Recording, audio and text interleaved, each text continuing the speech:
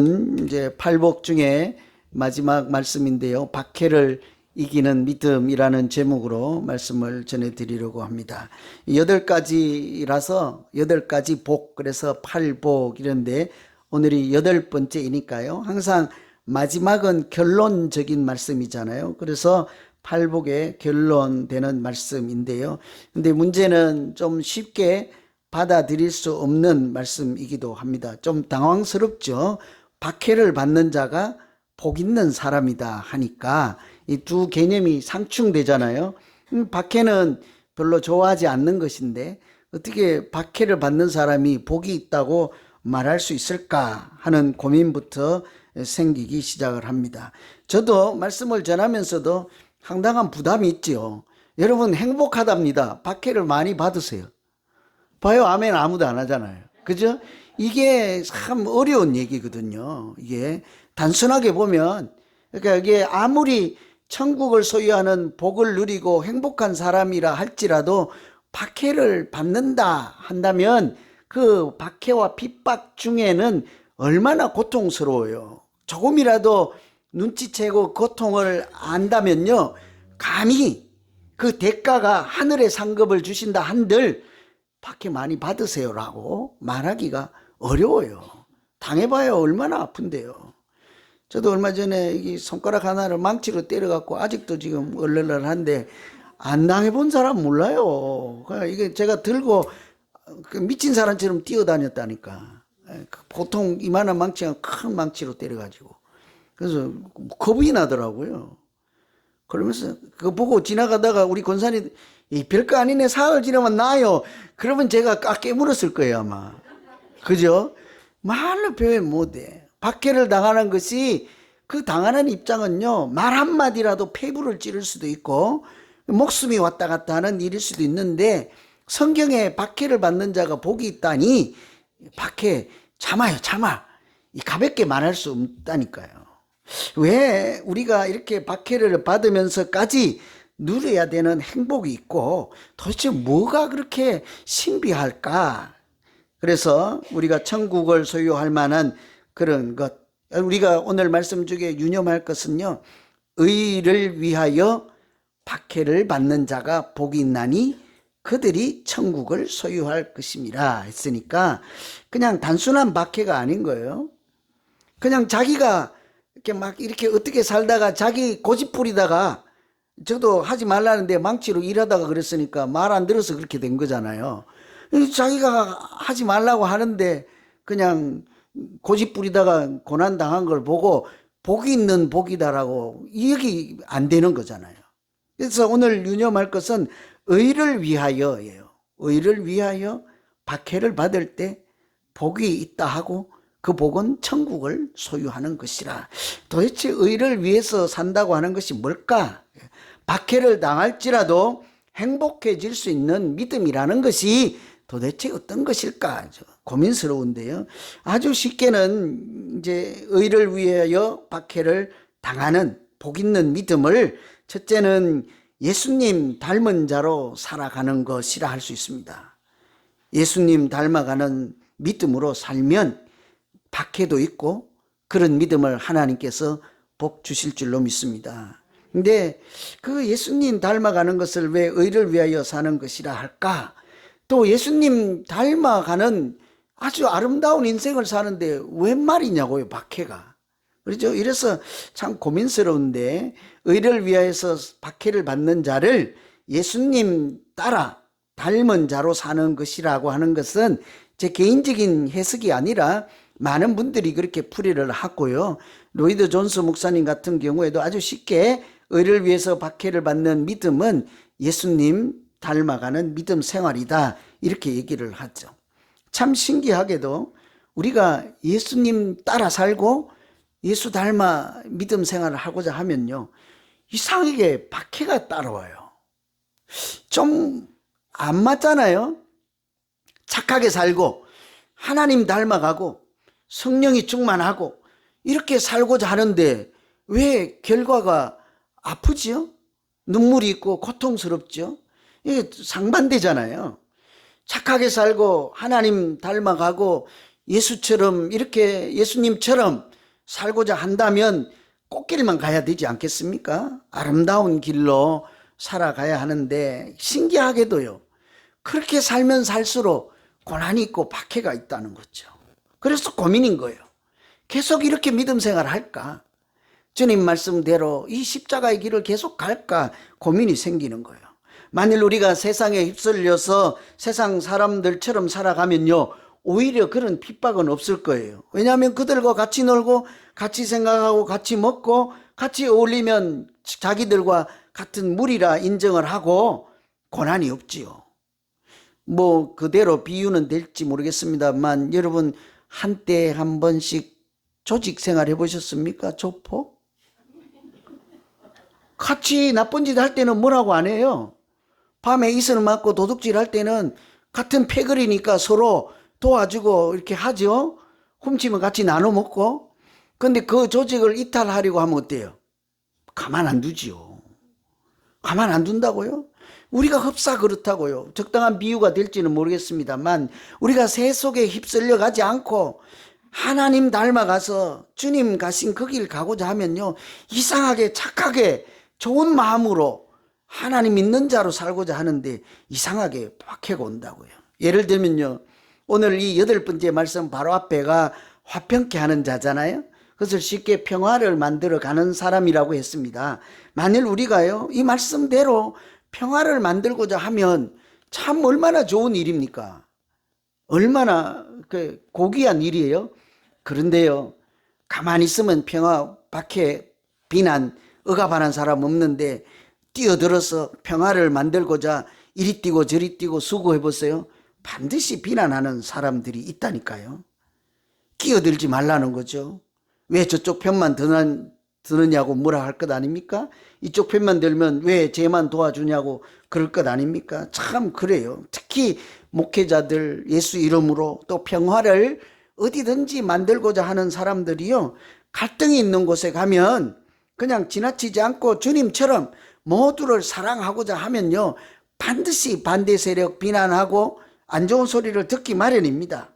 그냥 세상 사람들이 하는 것처럼요, 옳으면 옳다고 틀리면 틀리다 하면 얼마나 단순해요. 그냥 옳다 하면 그냥 옳고, 그러다 하면 그러고, 그냥 이 사람이 맞다 하면 이 사람은 웃고, 저 사람 틀리다 하면 저 사람 울고, 한 사람은 살든지 한 사람은 죽든지 관계없이 그냥 직설적으로 그렇게 하면 얼마나 편해요. 좋지요. 그런데 하나님은 동시에 뭐래요? 우리 보고 항상 모든 사람과 화목하라 하고 무엇을 하든지 믿음의 덕을 세우라 이러잖아요. 그러니 참 어렵다고요. 예수님도 스스로 항상 어떻게 해요?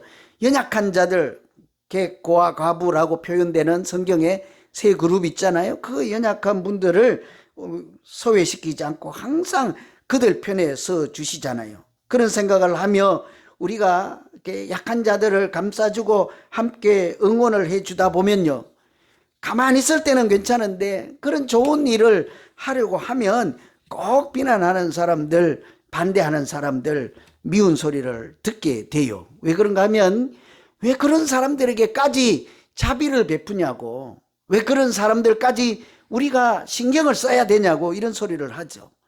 그래서 오늘 의를 위해서 박해를 받는 그런 복 있는 믿음 생활은요, 쉽게는 예수님처럼 생각하고 예수님처럼 사랑하는 것이라 할 수 있어요.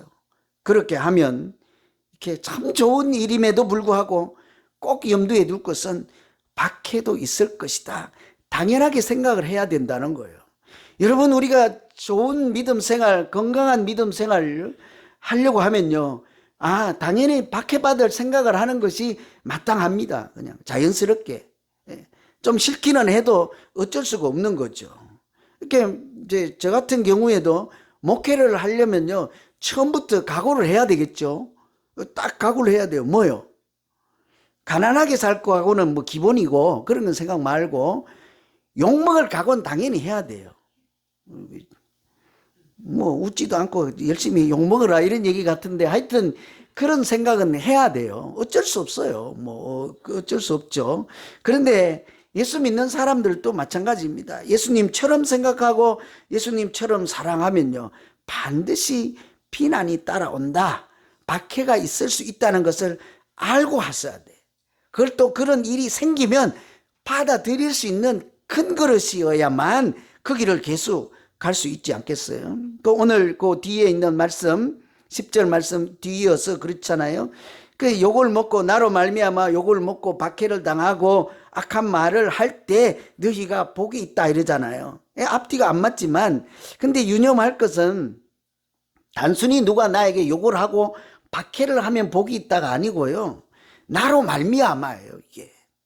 예수님 때문에, 예수님 따라 하다가, 예수님 마음으로, 예수님처럼 사랑하다가 이런 얘기죠. 그렇게 우리가 한번 도전해 봐야 하지 않겠습니까? 우리가 예수님 마음 품고 예수님처럼 사랑하다가 박해가 있을지라도 그 길을 계속 갈 때 하나님께서 궁극적으로 우리를 승리하게 하시고 행복한 믿음 생활로 도우시고 인도해 주실 줄로 믿습니다. 의를 위해서 사는 것, 동시에 박해가 있다. 첫째는 예수님 따라 하는 것입니다. 이것을 다른 말로 하면요, 두 번째는 말씀대로 하는 믿음 생활이라고 할 수 있어요. 의를 위하여 박해를 받는 믿음 생활은 말씀대로 하는 믿음 생활. 하나님이 그런 믿음 생활을 복 주시지 않겠습니까? 오늘 말씀 이제 8번째잖아요. 제가 결론이라고 말씀을 드렸습니다. 7가지를 다 말씀드리고 나서 예수님이 생각할 때 이 한마디를 꼭 해야 되겠는 거예요. 뭘까요?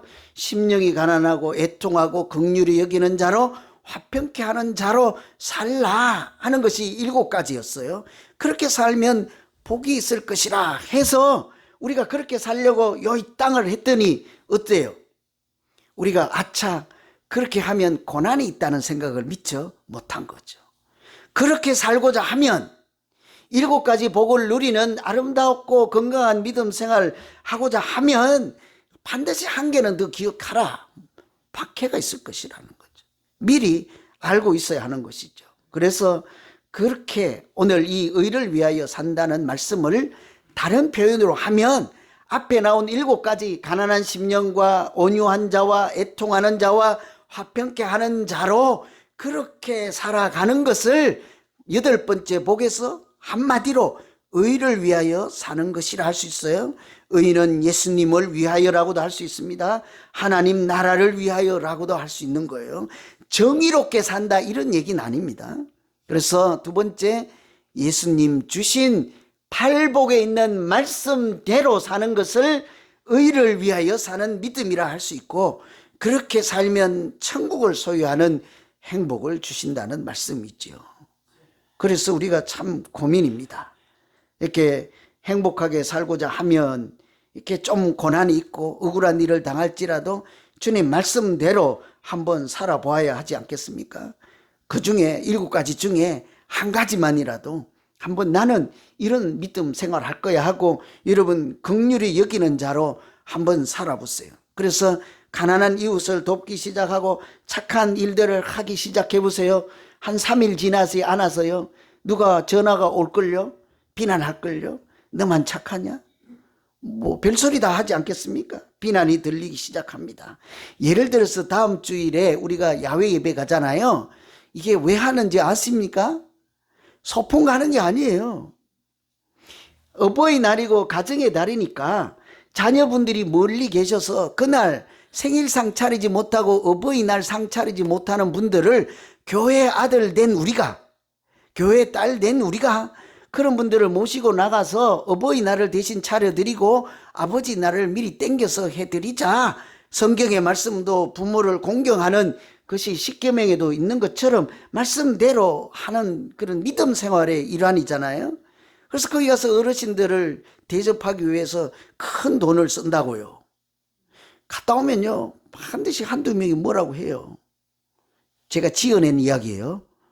이렇게 한두 명이 뭐라 해요.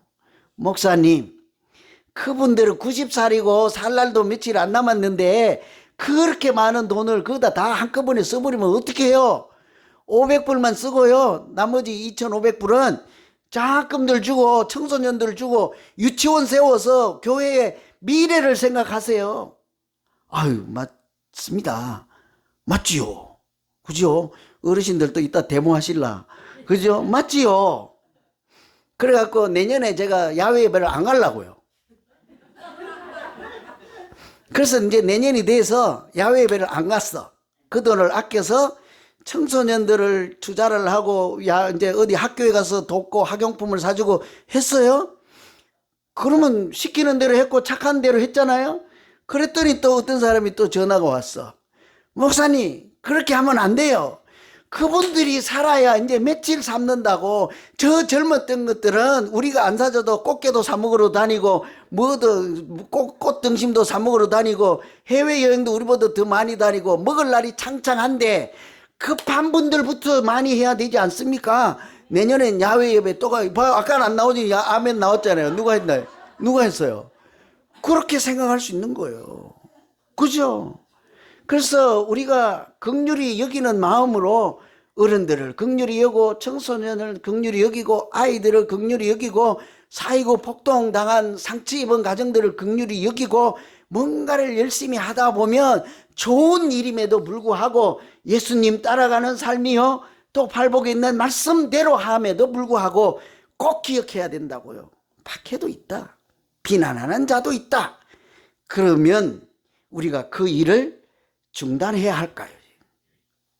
듣기 싫은 소리 듣는다고, 박해하고 비난하는 얘기가 있는다고 많은 오해를 받을 수 있잖아요. 여러분, 그때마다 예수님 생각해 보세요. 예수님이 제자들과 이제 밀리삭 밭을 지나가는데 제자들이 며칠 못 먹었는지 배가 고파서 이삭을 따먹을 때 가만뒀어요. 먹게 했잖아요. 불쌍한 생각이 들지 않았겠습니까? 그랬는데 사람들이 뭐래요? 왜 남의 것을 훔치게 했느냐, 왜 안식일에 노동을 했느냐 비난하잖아요. 그거는 뭐 그렇다 칩시다. 그러면 어차피 보리삭도 남의 거니까.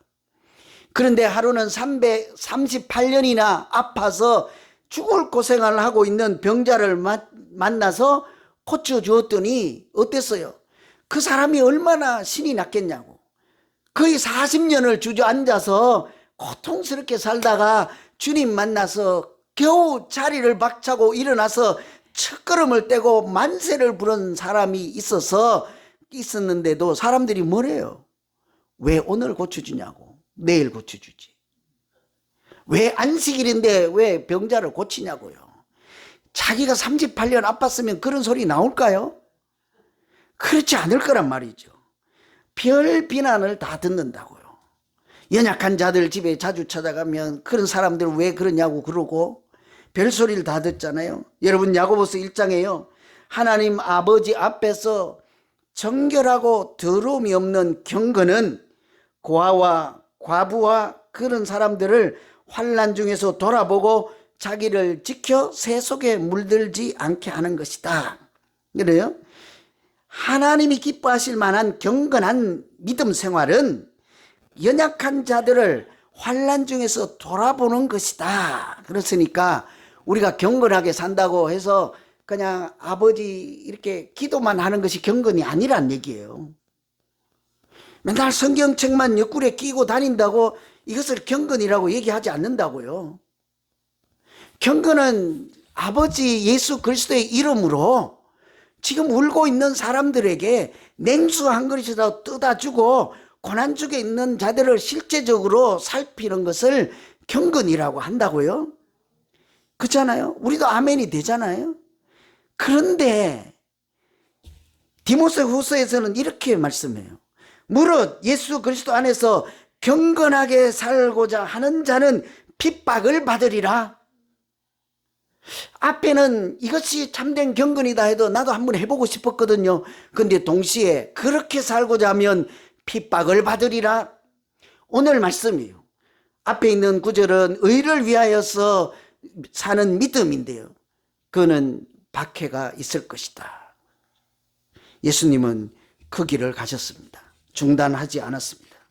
이제 우리에게 그 길을 7가지 복의 말씀을 해주시고 심령이 가난하고 애통하고 이렇게 온유하고 평화를 만들며 그렇게 살라 말씀을 주셨어요. 우리가 오늘 생각해 볼 것은 그렇게 좋은 마음으로 예수님 닮아가고 예수님 말씀 붙잡고 산다 할지라도 박해가 있을지언정 그렇게 살기만 하면 반드시 우리도 이 땅에서부터 천국을 누리게 하실 줄 믿습니다. 여러분에게 몇 번 소개해 드린 분인데 한 가정이 풍지박산이 나서 여자의 몸으로 감당이 할 수 없었어요. 굉장히 힘들어서 이제 스트레스 많이 받고 했는지 몸도 고장나서 일상적인 병이 아니고 고칠 수도 없는 그런 중병에 걸렸어요. 이제 쉽게 말하면 암 같은 병에 걸린 거죠. 그래서 살 힘이 하나도 없는 거예요. 온 지구가 그냥 무너졌죠. 인생도 무너져, 가정도 무너져, 자녀들 키울 힘도 잃어버려. 그런데 이분이 참 별 이제 고초를 다 당하죠. 다시 살아날까 싶은 그런 생각이 드는 분입니다. 제가 잘 알고 아주 제가 젊었을 때 참 내노라 할 정도로 아주 아름답게 믿음 생활했던 그런 분이에요. 그럼 우리 같으면 예수 믿고 믿음 생활하다가 안 좋은 일이 있으면 어때요? 에이, 교회 다니니까 안 좋은 일만 자꾸 생기네 하고 안 나가잖아요, 교회. 다른 교회 또는 믿음 생활 안 하다가 왔다가 우리 교회 다니기 시작해서 교회 오다가 교통사고 나면 뭐래요? 에이, 장목사하고 믿음 생활 할랬다는 재수가 없다 그러고 안 오잖아요. 그럴 수 있거든요. 누구든지 교회 믿음 생활 하다가도 얼마든지 안 좋은 일이 교통사고도 날 수 있다 없다. 하다못해 목사님 사모님도 사고 내고 뒤트렁크가 납작해갖고 아무도 없어졌어요. 우리 집사람. 그렇다고 저분이 다른 교회 가진 않더라고요. 그래도 착한지 몰라도. 얼마든지 믿음 생활하다가 안 좋은 일이 있고 자기 인생이 무너지고 꿈도 무너지고 살아갈 힘도 하나도 없을지라도 그대로 이분이 말씀을 붙잡고 그래도 견뎠어요. 참 저도 안타깝기도 하고 희망이 있을까 없을까 저도 믿음이 없어서 그랬는데 너무 오랫동안 연락을 안 해서 얼마 전에 제가 이렇게 다시 한번 점검하는 차 전화를 했더니 이분이요 이런 얘기를 하는 거예요. 목사님, 제가 요즘 관계 전도도 하고 노방 전도도 해요. 일이 끝나고 피곤도 한데 기쁨이 피곤을 이겨요. 내가 그래서 네 몸도 죽어가는 거 아니까 견딜 수 없는 고통 중에 있는 거 아니까 살살 해라 이렇게 하니까 요즘 제 마음에도 봄이 왔어요. 오랜만에 조금 행복해요. 여러분 이 조금이라는 얘기가요. 여러분은 별 감동 없이 들리잖아요. 저는 있잖아요. 막 눈물이 펑펑 나는 얘기예요. 목사님 조금 행복해요. 지금 안 행복해도 괜찮아요. 저 멀리서 행복해 줄 수 있는 가능성이 조금만 있어도 그것만 붙잡고도 죽지 않고 살아낼 힘만 생겨도 할렐루야이지 않겠습니까? 이분이 도저히 회복할 수 없는 상태에서요. 의를 위하여 박해를 당하는 자가 복이 있다는 말씀대로 가정의 평화를 지키기 위해서 자기 인생을 믿음 없는 사람처럼 살지 않고 하나님 말씀처럼 살기 위해서 무너진 그 아주 낭떠러지에서도요 끈을 놓지 않았다고요. 하나님 아버지의 끈을 놓지 않고 믿음 생활을 지키고 제가 보낸 목사님들하고 상담을 받고 병원에 가서 치료를 받으며 그래도요 오늘 우리에게 주신 이 팔복의 말씀처럼 다른 사람을 긍휼히 여기며 비난하지 않았다고요. 나를 이렇게 힘들게 하고 망하게 한 그 사람을 붙잡고 비난하지 않고 그 영혼을 붙잡고 오히려 울었다고요. 하나님이 어떻게 하십니까? 살 길을 주셨다고요. 우리가 생각하는 그런 방식이 아니에요. 무슨 계기인지 모르지만 나보다 더 안타까운 사람들을 생각하고 그 사람들을 생각하며 나가서 전도지를 돌리고 아는 사람들 찾아가서 하나님을 이야기하고 예수님을 얘기할 때 하나님이 그 사람들이 아니라 그 말씀대로 살고 긍휼히 여기는 마음과 평화를 만드는 사람으로 믿음으로 사는 그 자신부터 영혼을 고치시고 치료해 주신 줄로 믿습니다. 조금 행복해요라는 말이요 굉장히 크게 들렸다고요. 죽었다가 살아나는 첫 호흡을 보았습니다. 이런 얘기하고 같지 않습니까? 하나님은 우리가 이 땅에서도 마찬가지로 예수 이름으로 이 땅에 평화를 만들기 위해서 각고의 노력을 하고 주님처럼 우리가 불쌍히 여기며 서로 사랑하며 예수님 이름처럼 또 예수님 이름으로 살고 예수님처럼 고난이 있어도 박해가 있을지라도 묵묵히 천국의 소망을 두고 그렇게 살다 보면 하나님은 연약한 우리 중에 우리 교회 가운데도 틀림없이 먼저 그의 나라와 의를 구하는 사람들에게 주시는 이 모든 것을 더해 주실 줄로 믿습니다. 용기를 내시고요.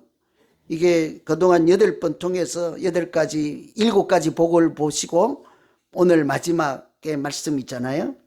7가지 붙잡고 살면 반드시 어려운 일이 있을 거예요.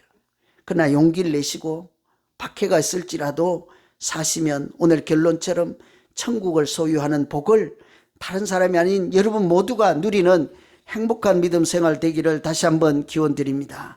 기도하겠습니다. 하나님 아버지, 참 살기가 힘들고